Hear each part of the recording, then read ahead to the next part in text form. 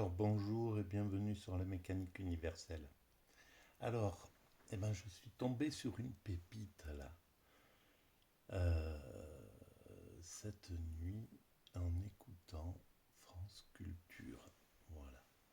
Donc c'est cette émission et on va la lancer et je vais commenter s'il le faut. Donc ça c'est juste le début, l'épisode. Donc c'est France Culture avec philosophie. voilà. Géraldine Mulman. Notre série de cette semaine s'intitule Éduquer, pourquoi faire, en écho au festival Learning Planet qui se tient du 24 au 28 janvier 2023 et dont France Culture est partenaire. Troisième épisode de cette série, aujourd'hui, pourquoi le Moyen-Âge a-t-il inventé l'université ? Voilà. Alors, et on va aller. Beaucoup lui aussi d'Averroès. Ah oui, alors Un Andalou, lui aussi, c'est un savant comme Averroès. Il est un peu plus âgé que lui, mais donc c'est un auteur du XIIe Voilà. siècle. Il est né à On peut Guadix, partir de au là. nord-est de Grenade. Et c'est un homme de pouvoir qui va avoir une grande carrière puisqu'il va devenir le médecin personnel du prince. On raconte quand même leur lien était extrêmement intime. Et c'est un astronome, c'est un poète et c'est un grand philosophe, dit-on, parce que de ses œuvres, il ne nous est presque rien resté, sinon ce conte philosophique auquel vous faites allusion. Alors, il est un peu le mentor d'Averroès, c'est vrai, puisque c'est lui qui le présentera au prince de l'époque, et le conseillant d'une certaine manière comme déjà grand commentateur d'Aristote. Oui. Le prince, désireux d'en savoir plus sur la manière dont les cieux tournaient au-dessus de nos têtes, demande à Averroès ce qu'il pense de la cosmologie d'Aristote et l'encourage finalement à poursuivre ses commentaires. Donc, Ibn Tufayl a joué un rôle dans la carrière d'Averroès qui lui succédera comme médecin du prince. Voilà. Cela étant, d'un point de vue, et c'est très intéressant d'ailleurs, d'un point de vue doctrinal, ils sont très différents l'un de l'autre. Ils n'ont pas les mêmes modèles politiques du tout, ils n'ont pas le même rapport au pouvoir en vérité. Et Ibn Tufayl, c'est plutôt un avicénien. C'est plutôt un héritier de l'islam oriental. C'est un soufi par ailleurs. Donc il a un rapport à la philosophie qui mélange. Il y a quelque chose de très proche de ce que j'ai vécu. On peut qualifier parfois de mystique, mais ça n'est pas du tout un soufi. Au contraire, il passe son temps à critiquer les soufis. Donc ces deux figures qui se côtoient, Averroès et Ibn Tufayl. Et qui en même temps défendent des philosophies complètement différentes. Et cet homme, effectivement, Ibn Tufayl, nous a laissé ce texte qui s'appelle en arabe Vivant, fils d'éveillé, qui raconte l'histoire d'un homme sur une île déserte qui fera l'apprentissage de la vérité tout seul. Alors, donc il y a plusieurs traductions, je crois. On l'a souvent appelé le vivant, fils de l'éveillé. Puis après, dans les traductions qui ont eu lieu au cours du XVIIe siècle, on a aussi dit le philosophe autodidacte. Oui, mais ça intéresse d'ailleurs directement notre émission, parce qu'on ne sait pas quel était le titre exact du conte. En arabe, dans les manuscrits, on a vivant, c'est le nom du personnage, fils d'éveillé, ou les secrets de la philosophie orientale. On a souvent ça comme titre dans les manuscrits. Mais l'érudit anglais qui traduira de l'arabe au latin le texte au XVIIe siècle l'intitulera Philosophus Autodidactus, le philosophe autodidacte, avec comme sous-titre où l'on montre comment des réalités inférieures la raison peut s'élever jusqu'aux réalités supérieures. Donc en fait c'est très intéressant parce que l'Angleterre du XVIIe a choisi de valoriser l'autodidaxie, l'idée que l'individu, seul dans la nature, puisse, par les seules forces de sa raison, s'élever jusqu'à la vérité. Est-ce que c'était la vérité du texte ? Ça n'est pas mon avis. On va en parler de ce texte que tout le monde connaît en Europe. Rousseau, écrivant l'Émile, dont nous avons parlé ici dans le premier épisode de notre série, connaissait ce texte. Et certainement Defoe aussi, quand il écrira Robinson Crusoe. Donc c'est un livre quand même sur l'éducation et les possibilités d'éduquer et de s'auto-éduquer. Donc on peut se dire que ça a pas mal marqué le monde universitaire en plein déploiement au XIIIe siècle. Alors racontez-nous, c'est l'histoire d'un enfant qui naît sans père, sans mère, étonnamment sur une île près de l'Inde, et qui s'auto-éduque pendant toute sa vie. Incroyable. Et qui découvre quoi exactement ? Alors effectivement, il est né par génération spontanée, c'est l'une des versions du texte, et le texte nous décrit par séquence de 7 ans l'avancée de son savoir. Il est tout de même précisé, et c'est fondamental, qu'il est doué d'un naturel exceptionnel, ça n'est pas n'importe quel homme, ça n'est pas l'homme de la fin des mots de Sartre, c'est un homme surdoué, c'est-à-dire c'est un philosophe par naissance, et étape par étape, Philosophe par naissance. tout ce que la philosophie ça, c'est quand même vraiment incroyable. Nous apprend. Tout seul, par son cerveau solitaire. Les éléments, les animaux, qui je suis. Évidemment, l'idée, c'est que progressivement, il s'élève de la terre jusqu'aux cieux et du ciel jusqu'à Dieu. Donc, il culmine, son savoir culmine, alors qu'il n'a pas de professeur, qu'il n'a pas de livre, il n'a pas de société, il n'a pas de culture, il n'a pas de parents, il n'a pas de congénères. Tout seul, sans langage, il parvient à l'âge de 50 ans au sommet du savoir, peut-être un sommet un peu troué, mais qui est non seulement la connaissance de Dieu, mais plus que ça, ce que les Arabes appellent la musharada, c'est-à-dire la contemplation de Dieu, c'est-à-dire l'expérience gustative de ce qu'est la divinité. L'expérience gustative de Dieu, c'est vraiment incroyable. Ça s'inscrit complètement dans ce cadre-là, et c'est pourquoi beaucoup s'en disputeront l'héritage. Chacun voudra lire dans ce texte quelque chose qui sert son propre système. Mais c'est ça. C'est exactement ce que je fais d'ailleurs. Quand on regarde le monde, qu'est-ce qu'on voit? Dieu. Si on résume. Et alors arrive sur cette île, alors que cet homme a 50 ans, un autre homme qui lui connaît très bien le Coran, en a sans doute une interprétation un peu personnelle, mais est fasciné par ce sauvage, l'autodidacte, le sauvage, et qui lui paraît parfaitement compatible avec et le religieux. Le message profond du Coran, c'est ça? Oui, cet homme vient d'une île voisine qui a été gagnée par l'islam. Lui, c'est un ascète, il veut vivre seul pour vivre sa foi. Mais c'est un homme intelligent, lui aussi, c'est précisé, c'est un religieux, ça n'est pas un religieux quelconque, c'est un religieux qui est capable d'interprétation. Les deux se rencontrent et sont fascinés mutuellement. Ils arrivent à communiquer, et qu'est-ce qu'ils réalisent? Et ça, c'est un classique de l'époque. Ils réalisent que ce que le philosophe, disons, ou le philosophe mystique a découvert par les seules forces de sa raison, jusqu'à l'absolu, correspond trait pour trait à ce que l'autre, par sa religion, croit, ce à quoi il adhère. Donc le philosophe voit bien que le croyant pense la même chose que lui, mais sous forme métaphorique et voilée, et le croyant intelligent comprend bien que ce qu'il a jusqu'alors saisi par la foi n'est rien qu'une métaphore de ce que l'autre atteint par le concept pur. Voilà, mais c'est extraordinaire cette pensée. Ce qui fascinait dès que ça a été traduit c'est incroyable. Au cours du XVIIe siècle, que toute l'Europe savait, donc c'était cette idée d'une alliance justement entre foi et raison qui serait magnifiquement racontée dans ce récit, dans ce conte-là d'Ibn Tufaïl. Et ça aurait marqué, j'en reviens au début de l'émission, toute la théologie rationnelle, scolastique du XIIIe siècle. C'est l'un des points, parce que le texte est riche comme tous les grands textes. Donc il y a ceux qui, dans l'Europe empiriste et l'Europe des Lumières, vont valoriser la force et le progrès de la raison. Il y a ceux qui vont valoriser la découverte de Dieu dans la nature, ceux qui vont valoriser l'accord entre le concept et la foi, et puis ceux qui vont valoriser aussi ce qu'il advient à la fin du texte, à savoir l'échec d'une certaine manière de la transmission. Alors effectivement, ce que j'ai aussi appris là en vous lisant, c'est que la question de l'éducation, est-ce qu'on peut éduquer les foules ? Et notamment faire bénéficier ces foules de tout ce qu'a appris cet homme tout seul sur cette île. Est-ce qu'on peut le transmettre? C'est une question qui obsède le livre, et donc Ibn Tufaïl, et qui obsédait aussi. C'est incroyable. Au niveau... C'est dingue. Au XIIIe siècle, donc, Ibn Tufaïl, je ne connaissais pas du tout. Et c'est pour ça que c'est magique, ces émissions sur France Culture, que Dieu nous préserve de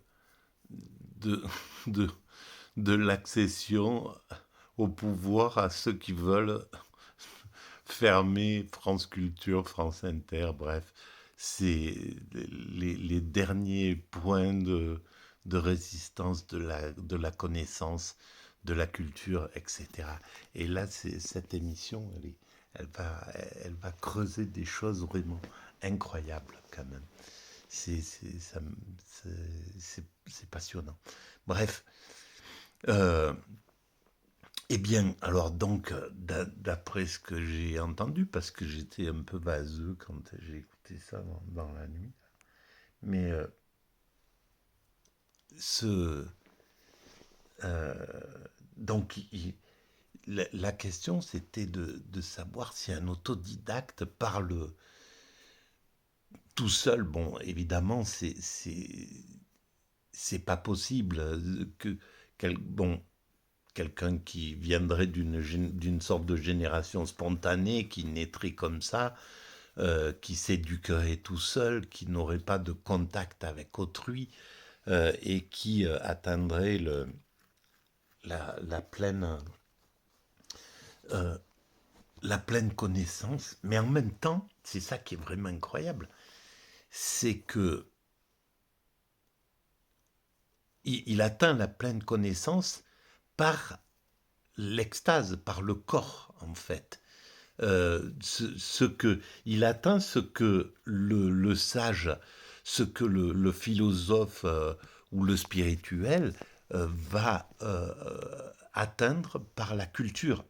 Grâce à la culture, il va atteindre cet état d'extase et le sage l'instruit. Et par contre, l'autodidacte va atteindre cette étape à travers l'extase. Et ce qui est vraiment incroyable, c'est que sur la mécanique universelle, je dis que les baleines, à mon sens, ont déjà atteint l'extase. Et les baleines n'ont pas besoin de transmettre un, un savoir par écrit, par la connaissance telle que nous la connaissons. Elles, elles ont atteint cet état-là juste par le calme, en grossissant, en fait, en devenant, euh, en, en faisant disparaître tous les prédateurs qu'elles peuvent avoir en réalité. Et c'est ce que nous faisons sans le savoir. On a essayé et d'ailleurs on y est parvenu, on a écarté tous les prédateurs de notre monde. Globalement, voilà, si on veut, on n'a plus aucun prédateur en somme. Et les baleines, c'est ce qu'elles ont fait juste en grossissant. Il n'y a pas de prédateurs qui peuvent, voilà, ou très peu, quoi. Hein. C'est très récent le fait que l'homme soit un prédateur pour les baleines. Bref, donc, à travers l'extase, on atteint le divin, on atteint ce que le sage recherche. Et quelqu'un qui fait une expérience involontaire d'extase, accidentelle, eh ben, il en sait autant finalement que le soufi qui va travailler pendant 50 ans, qui va essayer d'atteindre ce niveau-là par l'expérience, ou que le moine zen, à travers des années et des années de pratique, va atteindre. Et c'est ça qui est quand même vraiment incroyable, parce que c'est réel, effectivement, c'est la réalité. Et donc, ça a été compris par ce hymne. Alors, je ne sais pas comment ça s'écrit, j'essaierai de le mettre sur la vidéo quand je vais la présenter tout à l'heure sur Internet. En tout cas, c'est une pure merveille, quoi, cette émission. On va reprendre.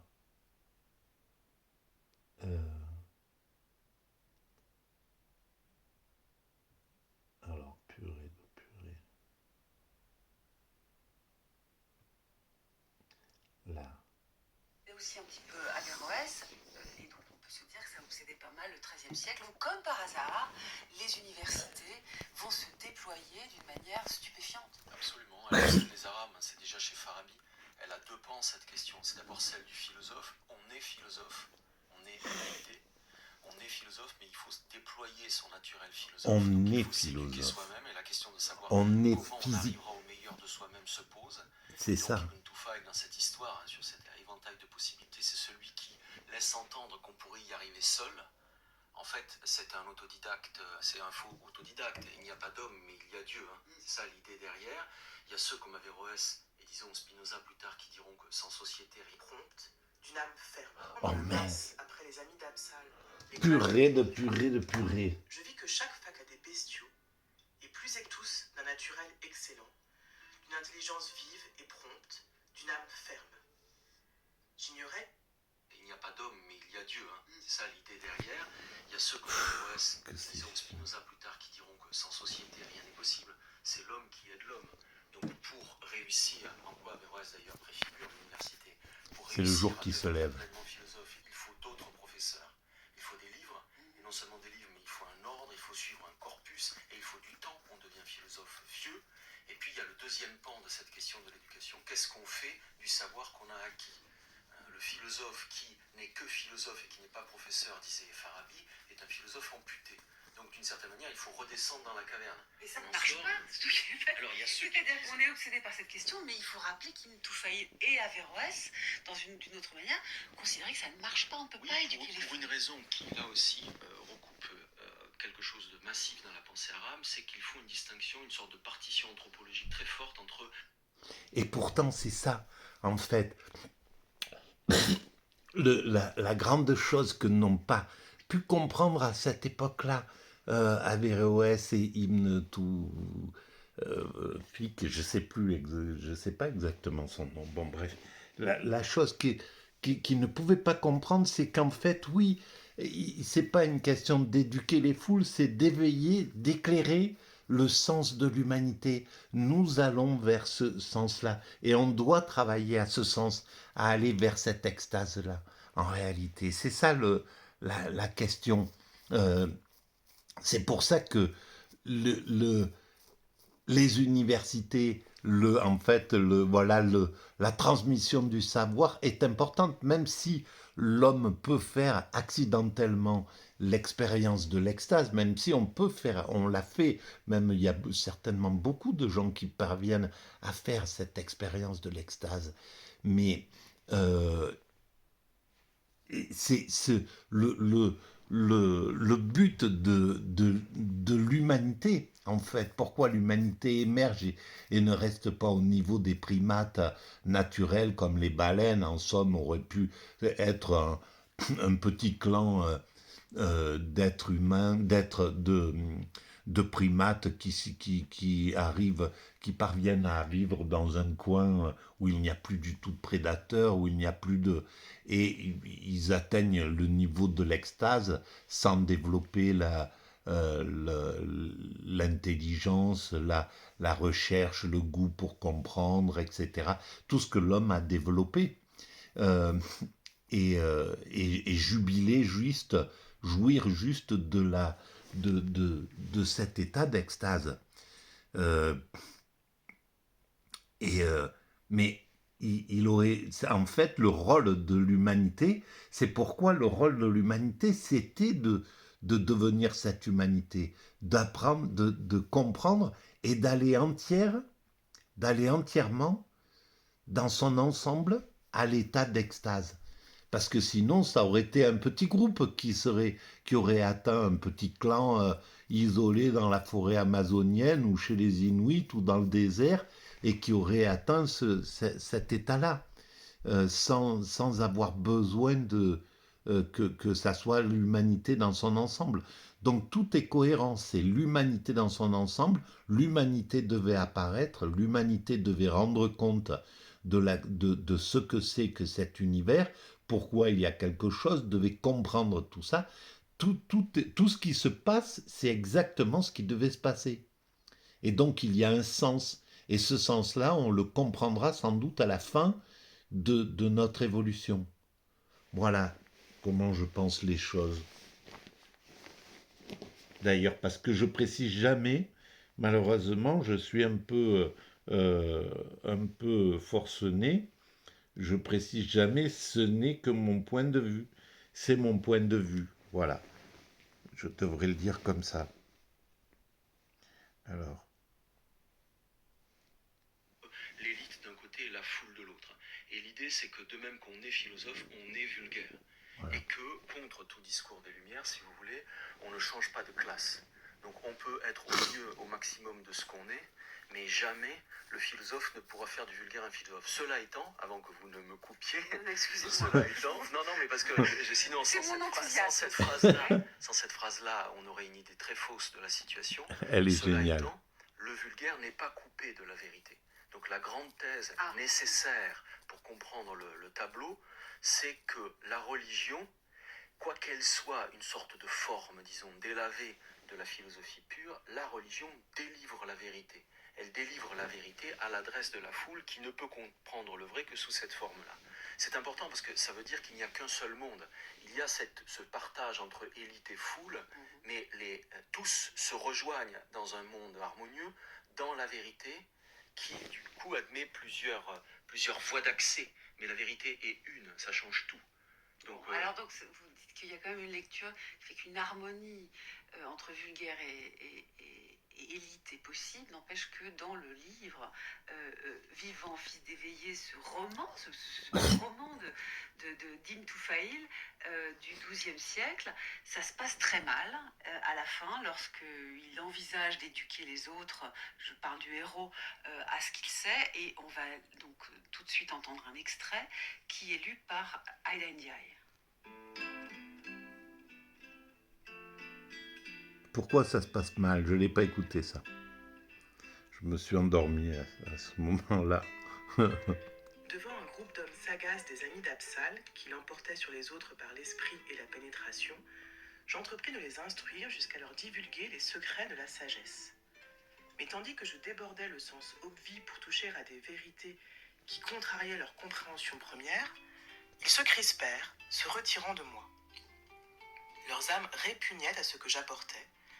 Quoiqu'ils fussent amis du bien, soucieux du vrai, c'est par la voie des autorités qu'ils cherchaient à connaître. Je ne parvins qu'à les rebuter, tout espoir de les convaincre fut perdu. J'avais commis une erreur en me figurant les hommes d'un bloc, doués tous d'un naturel excellent, d'une intelligence vive et prompte, d'une âme ferme. Nous arriverons à ça. J'ignorais qu'ils n'étaient en majorité comparables qu'à des bestiaux, et plus égarés encore, loin du chemin. Ça, c'est la réalité, bien sûr.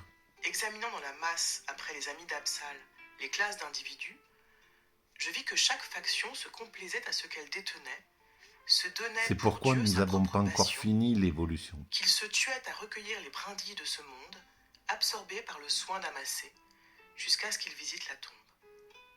Les avertissements sur eux étaient sans effet, les bonnes paroles sans action, et la discussion, d'une beauté. éteinte, n'avait de fruit que leur obstination. C'est d'une beauté Quant à la d'écriture. sagesse, nulle voie vers elle ne leur était ouverte. Ils étaient, presque tous, plongés dans l'aveuglement, et leur cœur se souillait de leurs propres acquis. C'est d'une pure beauté. Et la musique est magnifique. C'est d'une pure beauté. Voilà la C'était un extrait du livre d'Ibn Toufaïl, un philosophe se andalou réveiller et du mettre la XIIe siècle. radio, Et ce livre, et on l'intitule, on le traduit chercher par un podcast ce et titre-là, tomber en là-dessus. français, Vivant, fils d'éveillé. Voilà. Histoire d'un philosophe Quelle autodidacte merveille. qui a beaucoup de mal quand même. Bon, Jean-Baptiste j'espère que René, à transmettre pour ceux qui son savoir. connaissent Donc, la question mon éducative site, est vous centrale, comprenez mais elle est ce qu'il teintée y a de tristesse, magique quand dans même. cette... Alors, Ibn Toufaïl, c'est un cas particulier. Voilà, Là, je dans vais ce arrêter texte qu'on là vient sur d'entendre, il se cette... passe une chose qui vaudrait pour tous les Parce Arabes. qu'il reste encore... Ça échoue, la trop pédagogie longtemps. échoue. Voilà. Pourquoi? Quelle est l'erreur? Elle est très simple, c'est que le philosophe, il pêche par naïveté, par idéalisme, disons. C'est-à-dire qu'il oublie, lui qui est censé tout savoir, que tous les hommes ne se valent pas. Et donc il prétend adresser au vulgaire, à la foule, à la masse, mais sans connotation péjorative, il prétend adresser un discours sous sa forme pure, sous sa forme conceptuelle. Voilà ce qui échoue. Reste que la touche de ce texte est particulièrement noire parce que Ibn Toufaïl, lui, à la différence d'un Averroès, il a une vision très noire de l'humanité. C'est-à-dire qu'au sein de la foule, on peut sauver ceux qui suivront la religion honnêtement, avec un cœur pur. Mais au fond, dit Ibn Toufaïl, la grande masse, parmi la masse, ne fait qu'instrumentaliser la religion, utilise la religion pour son propre service. Et de cela, on ne pourra jamais rien faire. Donc, ça n'est pas ici la philosophie qui échoue, c'est cette part de l'humanité qui se perd elle-même. Je comprends la subtilité, enfin le point que vous évoquez là et qui marque qui est très important. Ma question, du coup, va vers vous, Aurélien Robert. Au XIIIe siècle... On va arrêter là. Voilà. Mais c'est magnifique. C'est tout simplement magnifique. Cette vision. Comment au XIIIe siècle, un penseur a pu imaginer une idée comme ça. C'est grandiose. Et puis l'écrire sous cette forme poétique magnifique. Voilà pourquoi j'aime le soufisme, j'aime la pensée, la vision, la poésie du monde arabe. C'est quelque chose de magique. Voilà, en tout cas, j'y retrouve un peu de mon existence. En définitive, j'avais fait aucune étude.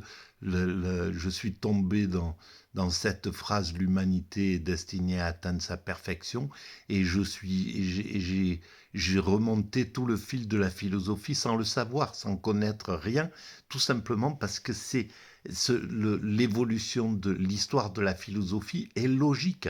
Elle est dans une logique, et moi j'étais juste à travers, c'est juste la logique qui m'a fait remonter toute cette histoire pour aller jusqu'au divin, quoi, en somme. C'est incroyable quand même, et c'est dingue, voilà. Bon, je vous remercie pour votre écoute, à bientôt.